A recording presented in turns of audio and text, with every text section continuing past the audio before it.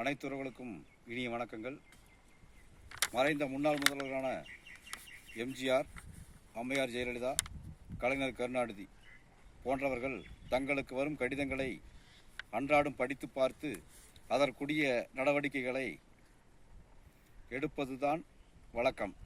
நாளிதழ்களில் அரசு அலுவலகங்களை பற்றி குறித்து ஏதேனும் சிறு செய்தி வந்திருந்தால் கூட உரிய விசாரணை மேற்கொண்டு நடவடிக்கை எடுப்பார்கள்.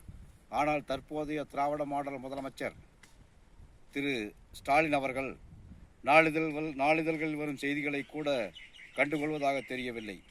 உண்ணாவிரதம், சாலை மறியல், அரசாணை எரிப்பு, கண்டன ஆர்ப்பாட்டம் மற்றும் முற்றுகை போராட்டம் என எதிர்ப்புகளை வெளிப்படுத்துவோரை திரும்பி கூட பார்ப்பது இல்லை. எதிர்ப்பை வெளிப்படுத்த இயலாத தொகுப்பூதிய ஆசிரியர் நிலையை அரசு தனக்கு சாதகமாக பயன்படுத்தி கொள்கிறது.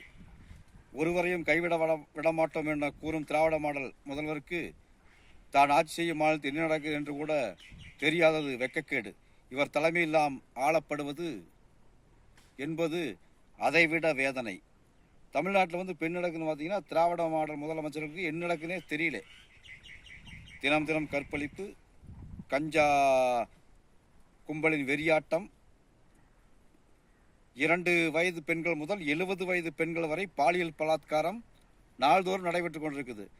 இதை பார்த்தீங்கன்னா நான் தமிழ்நாட்டு முதலமைச்சருக்கு இதெல்லாம் கவனத்துக்கு காதுக்கு போகுதா போலேன்னு என்னமே தெரியல. நன்றி, வணக்கம்.